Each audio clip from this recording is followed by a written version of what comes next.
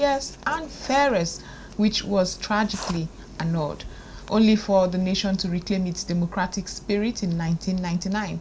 Since then, we've clocked 25 years of uninterrupted democracy under the Fourth Republic. This year, President Tinubu delivered his speech to a joint National Assembly session for the first time in the history of Nigeria. He paid tribute to June 12 heroes, reaffirming his commitment to democratic pluralism, rejecting one-party state fears, and announcing reforms in security, economy, and political inclusion. With me in the studio today are two very strong political analysts and voices shaping Nigeria's political discourse. Honorable Dan Odo, Special Advisor, Dan Obo, Special Advisor on Youth Mobilisation to Cross River State Governor. Thank you so much for joining us. Thank you for having me. And all the way from Canada, would also be joined by Mr. Sunday Akintunde, political analyst, who would be joining us from Canada as well. Sunday, hello. Good afternoon. Oh, good afternoon. Oh, it's it's nice having me on TV. Well, it's good to connect with you. I'll get to you shortly, but I have so much to ask. I mean, let's first of all talk about the celebrations. It seems this is what we do all the time. It's June 12, and again, we talk about democracy. We talk about how we have held on for 25 years, but beyond the bragging rights of how long we've been enjoying uninterrupted democratic rule. What else is there? Do you think the pulse of the nation is one that celebrates democracy with democratic dividends? Yeah, you know, basically it's 26 years. I think this. 26 years now. This 26 years, and for 26 years we can't say we've not made progress as a country. Yeah, we might not have gotten to the point or the level we really need to get to. Yeah, but the reality is that we're making serious progress. We're making headway in our democracy, and for me, I think they should allow Abiola rest. Are they overflogging? Yeah, they should allow Abiola rest. You know, every time June 12 Abiola was this sworn in as president. Not necessarily, but no, he represented what Nigerians have all agreed. Did the INEC chairman declare him winner? Not necessarily, no, but he represented what all Nigerians believe to be the freest elections. Yeah, what you believe. Well, that's like you read it, what all Nigerians believe. Oh, I like where you're going with this. What do you think of what June I'm saying, 12, what I'm saying is 1993 that they should allow Abiola rest in peace, right? If Abiola won elections in June 12, he should the INEC chairman then, Morrison, would have announced him president. So why did Morrison not announce Abiola president? Have you asked yourself that? Oh, there were several factors. So whatever factor is, that means Morrison didn't conduct a free and fair elections. That's another angle. However, because if he did, he would have announced result. The meaning is that he also didn't have a conclusive election. If he did as a chief umpire, he would have announced the result. So why did he not announce the result? So are you opposed to June 12? No, I'm not. What I'm saying is that a day to celebrate democracy. For whatever reason, President Muhammadu Buhari took that decision. They should allow Abiola rest. Okay, so that decision was based on Abiola's participation of the elections. In fact, a lot of Nigerians are also asking that he be posthumously recognized as a president, a former president. You know, that's the problem we have with our country. Okay. You get what I mean? And, you know, it is time as young people we face facts. And as Nigerians we face facts. Absolutely. Right? If in that elections, right, Abiola was announced winner and he was not sworn in. It's a different thing. You don't think, like a lot of Nigerians, that he was robbed of his mandate? Yeah, he wouldn't have been the first person to have been robbed of his mandate. But that doesn't make it right. And then Nigeria is trying to make it right and make his legacy right. For 26 years, they are still robbing mandate today. Let me tell you, it is difficult to get in Nigeria, even you and I. If you go and run an elections today and they say you have failed, you will go to court. It has become a psychological problem where every election is conducted in our country, no one is seen to be correct. And yet that election is one that everybody gives to Abiola as having won. Then he would have been announced winner. And so okay, you don't believe there was corruption that ensured that he didn't emerge? No, for whatever reason the corruption, so that means the problem of our democracy did not start today. Even the June 12th to celebrate, there were problems of our democracy. Oh, I like where you're going with this. But I'll just quickly go join Mr. Sunday. Mr. Sunday Akintunde, what are your thoughts on June 12th, Democracy Day? Yeah, firstly, my condolences go to the family of those people that lost their life during June presidential election. I was part and parcel of the struggle because I was the student activist then. I remember when we normally start our protest from NLC Secretariat in Yaba towards Ikorodu Road. In that process, a lot of people lost their life. And my heartfelt condolences go to the family of the people that lost their life. And there are people that lost their life, and some that are still alive today. They have sacrificed for democracy that everybody enjoys today. Like you used to say that the worst military regime, the worst civilian regime is better than military regime. So our democracy has evolved over the years. Though we are not where we're supposed to be as at present, Absolutely. but a lot of things has been achieved. Number one, it's freedom of speech. If you recall, during the military regime, there was no freedom of press. A lot of newspaper stations were shut. A lot of television stations were shut. People are just, smuggling information through the back door. Then I remember the radio station then, Ogun Radio, where Peter used to do the money. Then we rely on his program to get information. But today we have freedom of information. People have criticized the government severally, non-arrest has been made. This is benefit of democracy. In those days, people that criticized the government were being held one prison or the other, or killed, mysteriously. So I want to see that we have benefited A lot, yeah. in democracy. Yeah, but before I get back to Honorable Dan Obo right here, I would like you to address what he said earlier, where he thinks it's been overflogged, speaking about Abiola and Abiola's elections in 1993. The commemoration of that elections, which is what precipitated us celebrating Democracy Day today, is being overflogged. Is that something you also agree with? I'm not going to be in support of his own statement. We have not even overflowed it, because if you look at people that sacrifice their lives for democracy that you and I are enjoying today, if not for Abiola boldness, if not for Abiola, ruggedness, we would not be where we are today. There was a time, during that time, that he was incarcerated, he was being lulled, he was being cajoled by the military then, that will you give up your mandate? Abiola refused to give up his mandate. So also the activists then, which I'm also inclusive, we refuse to give up June 12th. Are we saying that if we did not give up, if we have already given up June 12th, are we going to enjoy the democracy that we're enjoying today?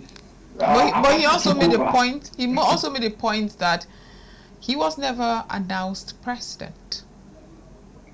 Yes, he was never announced president, but he won the election. Professor Humphrey Nwosu have announced over 80% of the election, the result of the election, before the military then went to go and get Jankara justice to stop the announcement of the election. It was widely believed, and with the record that we at our disposal, it was believed that Abiola won that election. Okay. So there is no doubt about him winning the election. Or the overflogging of the June. But he was not declared the winner by the military because of their personal interest. Right. Because Abacha want to metamorphose from military head of state to president, civilian president. That was why they refused to announce the election result. And Babangida, the evil jealous that we normally call him then, was cleverly enough not to allow the results to stay. Are you with me? So that was what happened. But when you look at the record, when you look at the results of the election, it was clearly written and it was clearly stated that Abiola won the election. Okay. Now moving on now to today, I'll come back to you, Honorable. Yeah. I mean, look at, if you look around you simultaneously, while we are excited about our democracy and how resilient we've been, we have had an uninterrupted democratic rule for 26 years. Simultaneously, people are protesting inflation, protesting economic challenges, protesting youth unemployment, and several other challenges, and security. When you listen to the president's speech, which I would always commend him, he seemed to have good speech writers. Did you get that assurance or that encouragement that things moving forward would be better and Nigerians would enjoy that democratic dividend that is supposed to be what we are celebrating today? Yeah, beyond the speech, there are practical hopes for the future. Yeah, Okay. the speech could just merely be, theory, stand, read. But there are practical hopes for the future that Nigeria will be better. First is that the president himself acknowledges the fact that things are difficult, inflation and all of that. The president acknowledges that we still have insecurity. First is that he acknowledges that, but there's hope that things will get better. Yeah, there's hope that the government is working towards making sure unemployment for our young people is addressed. The government is working hard in making sure that insecurity is addressed. And I tell you, if you listen to what the activists said, you could hear very clear that people started dying long for our democracy, and people are still dying till today. And so you can't look at Tinubu's 2 years and think that people will just stop dying for our democracy, right? So for me, I feel that going forward, our country is making so much progress in our democracy. In terms of insecurity, there is hope. Yesterday, I got to know that, some years back, people don't celebrate Salah in some parts of the country because of insecurity. They don't even gather at all. Right. But as I speak with you as of today, there's no part of this country that Salah was not celebrated. Okay, so right? in terms of security, you're giving him a thumbs up? So we're making progress. It might not be 100%, right?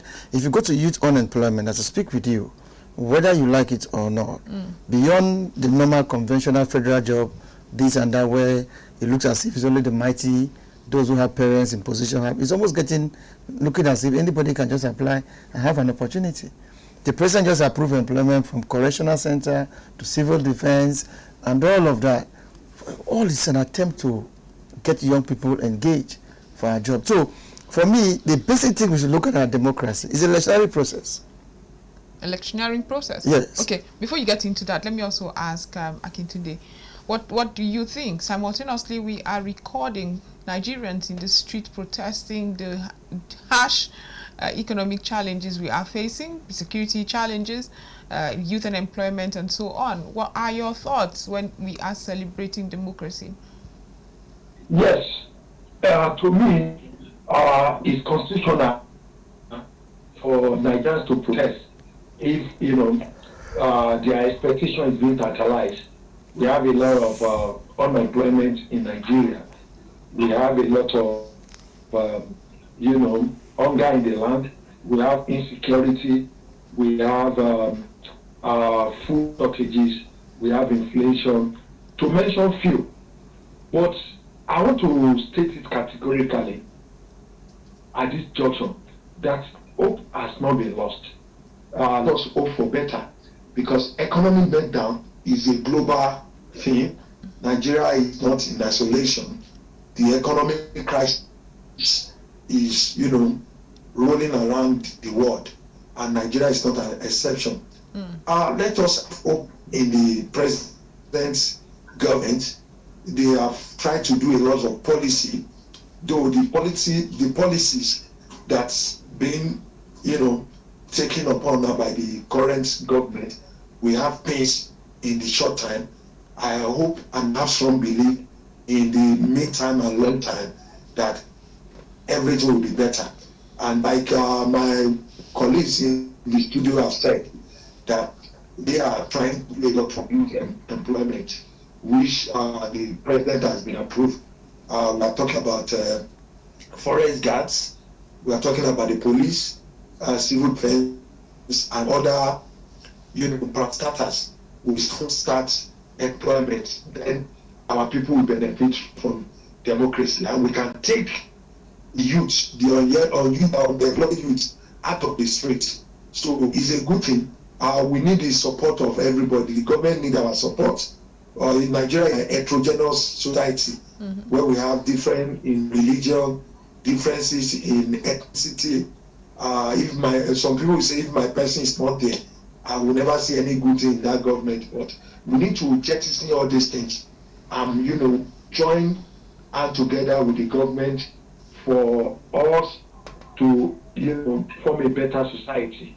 So we are hoping that the aggrieved Nigerians can come together and support the government to succeed. Because if you agree, you have another 4 years to vote out the current government. Absolutely. But we don't need to be bringing down the government of the day just because we don't like the face of the person that is occupying office or the part of the country that the person comes from. It's our country. We wish the best of luck for our country. We want our country progress. We want our youth to be gainfully employed. We want everybody to have food on their table. We want our economy to be robust. So we don't need our support. Everybody needs to come on board to support the government to succeed. And I hope and I have strong belief that we will never regret the democracy you and I, struggle for. Okay, you were about to talk about electoral integrity. No. As you can't talk about democracy without our elections. So when we talk about elections, when we still record malpractices, we have violence that remains despite the institutions that are supposedly stronger. How does it feel? Today we are celebrating Democracy Day in spite of the challenges and very, very unfortunate challenges that are in the 21st century, in this time with technology and all, we are still recording. Yeah, that's why I say that's what we should look at. You can't elect leaders with financial transaction and then you expect good governance. No. Right? Like I said earlier, it is difficult for any Nigerian to be elected and then you think that the other person that was announced, it was not rigged. And the most exciting part is that you still need the same INEC to testify that it was rigged for the elections to be annulled. Right. So you see the complexity about the elections. So for me, I feel that every young Nigerian should look at the institution that produces our leaders, not just looking at our leaders, where you feel that you must spend so much to get into office. So what do you expect from such a leader? When somebody spends about 2 billion to go to the Senate, are you expecting to go and make law for you? Dan, but where do we start? Is it a case of the egg before the chicken or the chicken before the egg? If you're protesting, right? Protest to the INEC. See, let's get the institution that elects our leader correctly. Oh, but you mentioned financial inducement. You mentioned how expensive our electioneering process is. That has to do with our personal mentality. Now, how do we get there? It means there's a breakdown, not just from the persons. You and I have had conversations where young people want to run elections. They have good intentions. They gather people. Yeah. But the question young people ask is, what do you carry come? What's in it for us? And that's where we still are. Yes. If you are intentional about winning an election, it goes beyond your blueprint. So where do we start in these reforms and getting us that electoral integrity you're talking about? Orientation. Yes, we need to engage ourselves. Look, the media has its own contribution. The young people have their own contribution. Like I said somewhere today, the institution that governs this generation, which is the young people, it does not exist. It does not exist. I would like you to say that again. The institution that governs the generation? Yeah, there's nowhere to be found. There's no leadership. But you were one of the youth leaders until just a couple of... In my state. Right. Yes, in my state. Go and find out. When I was in my state, it is obvious that we took part in the electionary process. We took part in electing our leaders. And as I speak with you, 70 to 80% were not disappointed. Okay, but I would like to know what you did different. I mean, if in your state at that time you were able to garner young people who voted, did they vote because they were financially induced? Did they vote because they were, you know how we are, very, very ethnic? Yeah. I'm voting my person. He doesn't need to have the credentials, but he's my person. Is that what happened there? Because that's what we keep recording. No, the first thing we did was that, you know, the party, right? The platform where these persons will run elections from. Well, we started it very clear that your party don't have credible candidate, won't vote. That's one.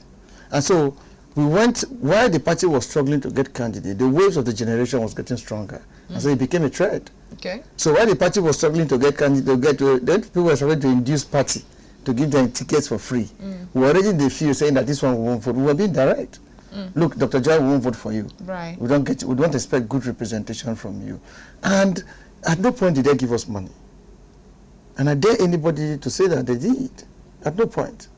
Two, at no point did we go to them. They came to us. Everybody who wanted opportunity came to share blueprints with us. So if there is a leadership in this country for young people at the center, we expect that every state, for example, that leadership will begin the process of engagement. Even this insecurity you're talking about, every time there is any insecurity, tie it to young people. It's not true. Statistics has it that during the NSAS, I was still a sitting chairman. Look, Joy, I saw parents looting chairs from Cross River State in conventional center. I didn't see youth carrying them. So, but you know, everything that happened, they say revolves around the young people. So when you get the party structure correct, you don't get into INEC, right? Today we have our phones. If I vote in my polling unit and there's result, and I block, nobody will change it. But you'll be shocked that you go to the polling unit, people are sharing to 2,000 naira polling unit. And our mothers are voting with 2,000 naira. Our fathers are voting with 2,000 Well, I've heard naira. that sometimes it's even way less. You get what I mean? So when those kind of things happen, and then the man goes to the office, and you want him to do road for you, you want him to bring water for you. He has to recoup. Of course. So the media, the civil society, see, when you come out to protest, as you see me, I don't accept protest. Every time you think that the only way you can express yourself is to do protest. Protest for the betterment of our institutions. Right. Protest for value. Right? Okay. During the NSAS, all the young people that died, their parents lost their kids for nothing. Nobody has come out to fight for them apart from Femi Falana. So you discover that you can even come out to protest and die, and your parents will miss you, and that's the end. No compensation, no success, no victory, no nothing. So first, we need to create a leadership for the generation. That's one. Two, as young people, in this your small corner of the media house, you need to keep doing what you're doing. Yeah, you might really not know where it is headed, but you just have to keep doing what you're doing. One day, we will get it right, but we are confident in this president. One day, I don't think Nigerian youth still want to hear one day, but you have to hear. You have to hear. Akintunde, I mean, you are an activist, a public analyst. Let's get to electoral integrity, like he just said. We have so much to do, and sometimes you wonder where to start. In your words, where do we start in ensuring that for democratic tenets to grow and blossom in our country, elections must be free and fair, and one that we are all proud of? Yes, I want to, support what Regodo said in totality. Firstly, it's a collective responsibility. We have the leaders and we have the followers. You understand? If the followers are doing something that is wrong, if the leaders are doing something that is wrong, the onus lies in us, the follower, to resist them. You, as a follower on the election day, you are being given 20,000 to vote for the wrong candidate. If you refuse that I'm not going to collect this 20,000, no matter what you are going to do, eventually I'm going to vote for the right candidate. You have already, your voice is being heard, and it's going to be a big lesson for that candidate that is contesting that it is not a money bag election. Now, so even the people supposed to stop collecting money per vote. We need to start from there, because these politicians, if you collect money, it's going to be after 4 years. If you divide 20,000 divided 4 years, how much is going to be per day? It's not to be able, you can't feed yourself we saw the money. But you go to insist that, okay, I must vote for the right candidate, no matter how. And you cannot induce me to vote for. The second one is institution, like what you have said. Our electoral reform should be ongoing. Should not be one-off thing. If we the people will copy democracy. They have been practicing democracy for centuries. Our democracy is young, so they too, they learn from the process, and each time they learn from the process, they try to, change their electoral laws. So National Assembly has a lot to do in this regard. That we must, always change our laws or amend our constitution towards, and that will tailor towards a good governance, voting system, and good democracy. And at the same time, he mentioned of orientation, which I quite agree with him 100%, because we need orientation in this country. Because majority of Nigerian mindset is that I want to make money fast. Mm-hmm. You understand? So they believe in stomach infrastructure. During the election, the politician will bring bags of rice, flood your constituency with souvenirs and food items, and people will go and vote for the wrong candidate. So you are the one that will still complain. Of course. At the end of the day, you understand? So rigging is another aspect of it. There should be a law that everybody that's rigged the election, apart from Financial Crime Commission, hardly will you see where our courts are jailing electoral riggers. If you rig election and you are being caught, you face your music. Prosecution, they should prosecute you and face the music. So if all these things, our institutions like our judiciary, executive and legislation, and our INEC follow the due process, and if all these institutions of government work, there is no an avenue for rigging. There is no avenue for wrong candidates to find itself in National Assembly or whatever post that the person is vying for. Because if you give your billions of naira, people will reject it. The system will not collect it from you. So you cannot get there. You understand? Yeah. So there are in the developed country, money also determines the election. But Absolutely. it's not the money of bribing and corruption. They use the money to finance their political party. They use the money to campaign. And there is cap. You cannot spend more than what you have to spend. Akintunde, you're opening a kettle of fish that I don't know if can we monitor that cap. I mean, it's one thing Yes. for we can. When you hear when in Nigeria you hear stories like, oh, the Rice Farmers Association came together to buy this nomination. Oh, it is Grass Cutters Association that ensured that I came. I didn't even want the work. I was coerced by yam farmers. Fake. You say fake, but you are a youth leader, one that has worked in that constituency. Yes. I would like to ask, when young people go to contest elections, I've listened to a lot of young aspirants and candidates who tell you, never again. I had good intentions, but Nigeria is not ready. How do you feel when you hear that? And in their defense, you see the struggle where political bigwigs sit down in one place and say, what's that new term? Where they say where everyone agrees. We have agreed that this is who we would pick. And very often it is not the young person, because the young person is energetic, he has dreams, he has plans, and certain individuals will fall to what they want. And so it affects their emergence. So how do you feel when you see some people who are despondent and disillusioned by others? Let me tell you first then. In 2023, there was a wave of the Labour Party, right? Yeah, the way where a common man won elections. Where is he? He's gone to APC. He's gone to APC. Where you find an Okada man who just filled form for Labour Party won, he's gone to APC.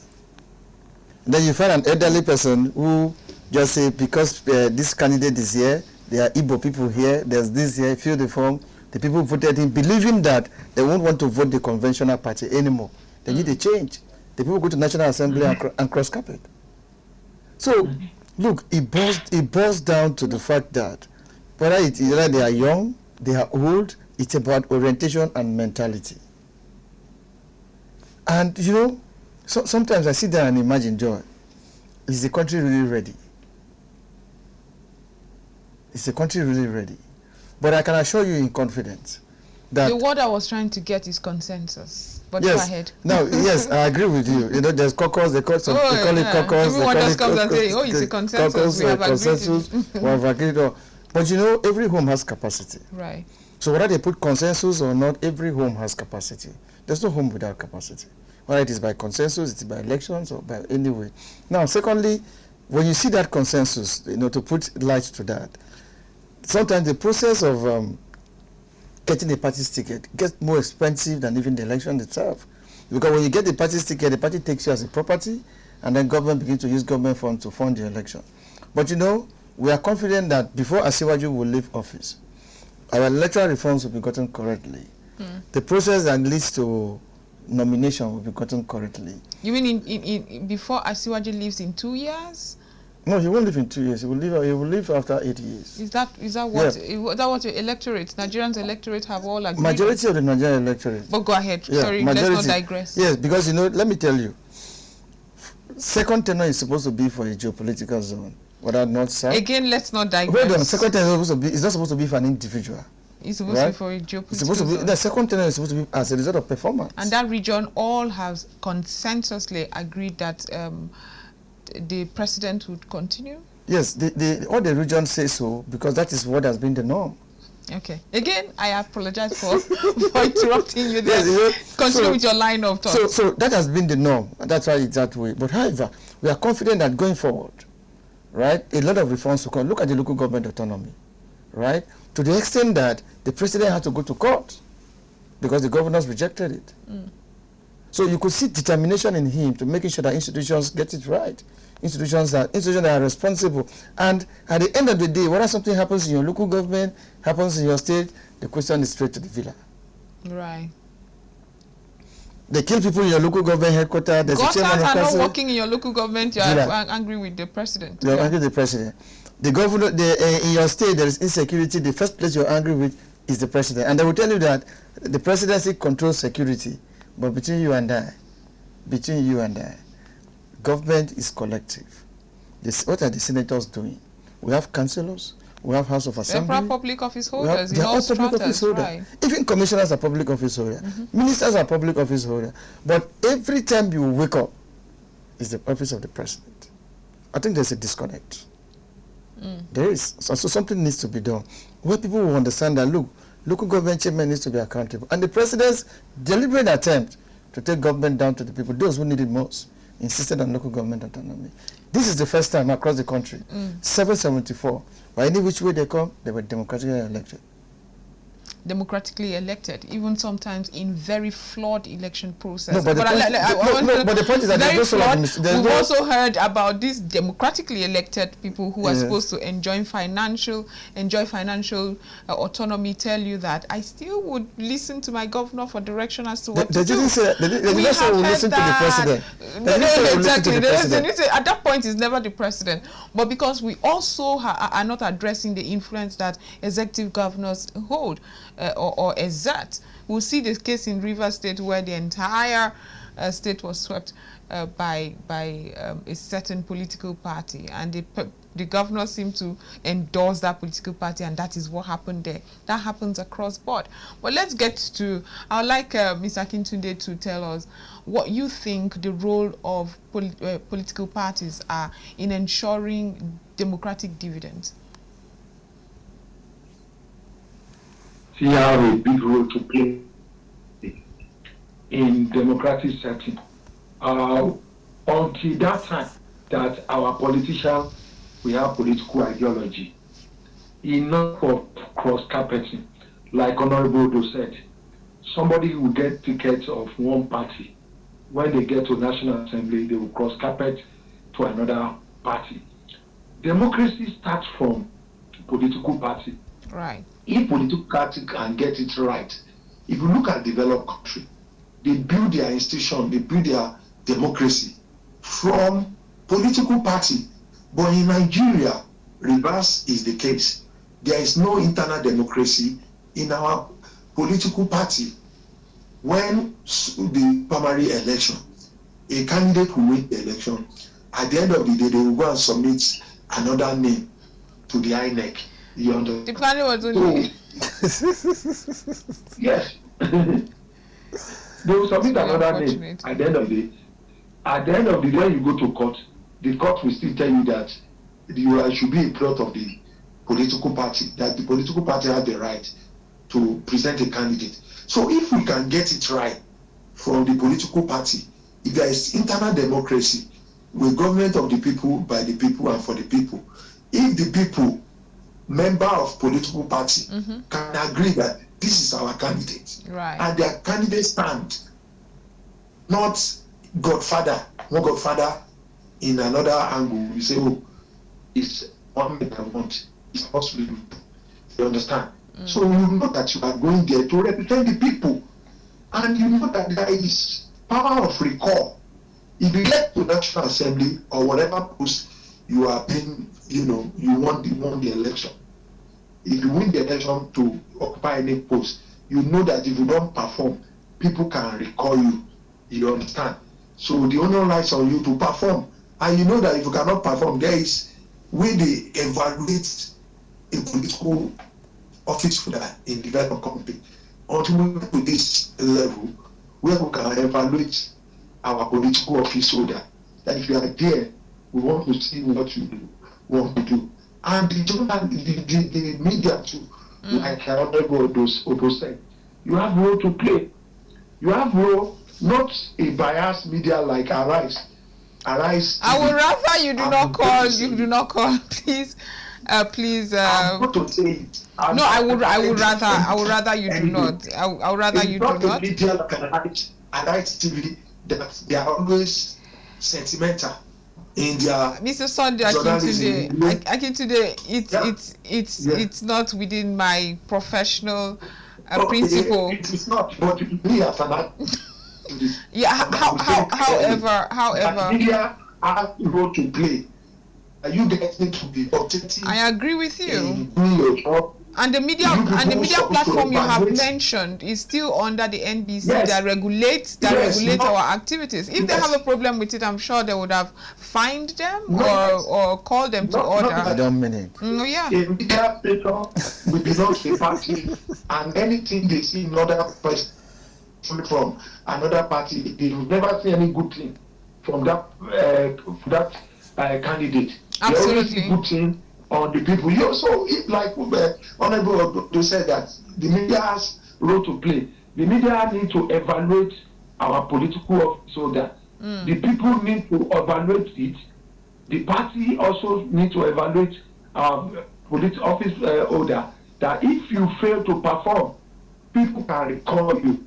And if you cannot be recalled, when next you want to vie for another post, people will not vote for you. So this will help our democracy to grow. And the area of corruption, if a candidate is corrupt or a public officer is corrupt and is being established that is corrupt, you will be blacklisted. You cannot contest again. You understand? This will serve Isn't that wishful thinking? Isn't that wishful? It's very honorable to get to this point where we blacklist.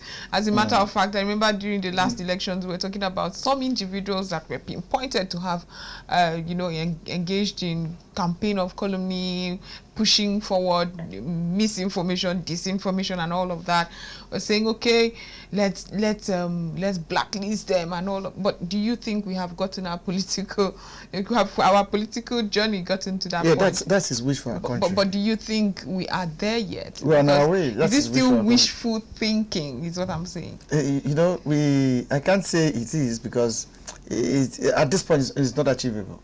Oh, at this point it's not achievable. Not, you can't blacklist anybody and it works, because you can blacklist and then the institution that drives the process will unblacklist. Okay. Especially if he was doing it for a ruling party. Okay, but let me get to you have been an activist in some way, youth advocate, and pushing through youth leadership for reforms and all that. But let's move to when you look at freedom of expression in the civic space and maybe in the media as well. Where would you rate this administration? Yeah, I think in a scale of 10, you can go for 8. Yeah, in a scale of 10, you can go for 8, because you know, like the president will always say, people need to talk.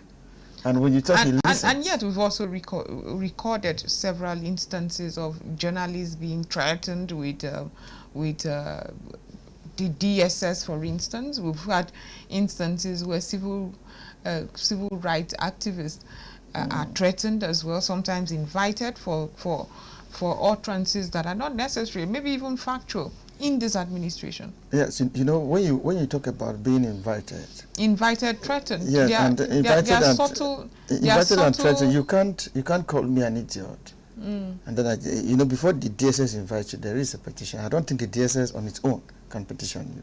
Oh, absolutely. Yeah. But there are several other instances where you would expect the same. For example, I would rather not go there. No. But there are instances as well where you expect the same level of proactiveness from institutions like you just mentioned, and you don't see it. But when it comes to those who are vocal about what's going on in the country, sometimes criticizing government, which by the way is a healthy democratic principle. You know, there's look, everything about the country itself. You know, too many things go to the left. Right. You know, you see a pot calling kettle black under disguise of being an activist. No. You know, you can't be an activist at the detriment of the average Nigerian. You can't. At what point does activism become detrimental? Let me ask you, when you say take back our country, right? Where do they get funds from to fund take back our country? During the NSAS, which leadership did you see in the NSAS? Let me tell you, Joy, if there was a leadership during the NSAS protest, right, where Nigerian young people can rally around, and then they go to the villa and talk to the villa. They go to DSS and talk. You go to my state during the NSAS, there was no leadership, no rallying point. You wake up in the morning, you see people at MCC, you see others at the Fete roundabout, you see some at Mary's Leisure, without a leadership. And before we realize... But is that not the organic kind of coming together? Everything rises and falls on leadership. There must be a leadership. Right. There should be a leadership. You can't wake up from your house and you're going for protest without a leadership. That's how we had that mass destruction. That's how we have it. In developed countries where they do protest and do all of this, they don't have destruction. Okay. You can't be protesting against government and you're destroying government properties. Okay, so in a nutshell, what would you say the civil society groups can do to improve engagements with government? They should improve engagement with government without being sentimental. Okay. Yeah, without having a particular candidate at heart. You were here when the NLC chairman went to Imo State to campaign. Is he supposed to campaign? For Labour? Yeah. Is he supposed to campaign? NLC chairman, is he supposed to campaign? So, by the time you go and say, by the time the other political party that is campaigning against resist him, you say they are dealing with an activist, I don't understand. They're supposed to sit down, watch him campaign, and then they win. And let me tell you another thing. In the 2023, for me, it doesn't make sense that they belong to a political party, civil servant, and the party lost. Activists, and the party lost. So, if you must do activism, you have to do it without being emotional. Do it because it is correct. Right. Do it because it is right. Do it, don't expect a particular senator or governor to give you money to go and protest against another person because you think that his government is bad. No. The activism that these guys are talking about that they did for June 12, right? They didn't do it by inducement. They didn't do it with sentiment. They did it because they needed to save the soul of the country. That's why they keep flogging it till today. But as I speak with you, whoever is doing activism today, right, either himself wants to run elections. Himself. Okay, so there are ulterior motives Of course there are, to you know, activism these days. Of course. I'll just like, for your concluding thoughts, Akintunde, what would you say? 26 years uninterrupted democracy.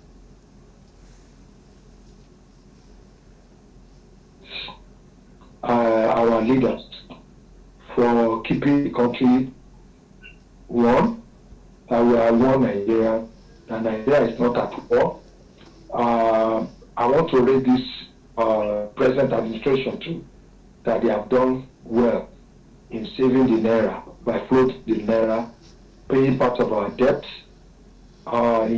improving on our economy, and the subsidy. Removal of the subsidy has really helped us to improve the economy, because and we are on the rating, the Fitch rating of Nigeria has improved, and there is still room for improvement. And I want to encourage our leadership that they should not go and sleep. There are more work to be done. We need to improve on our exports so that we can strengthen our naira. So we need to export on non-oil exports, not over reliance on oil. We must diversify our economy.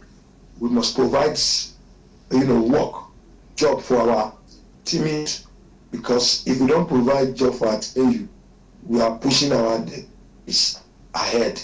And with the infrastructural development that is going on now, most especially in FCT, I want to appreciate the Minister of FCT, Nyesom Wike, for doing a good job, in modernizing FCT.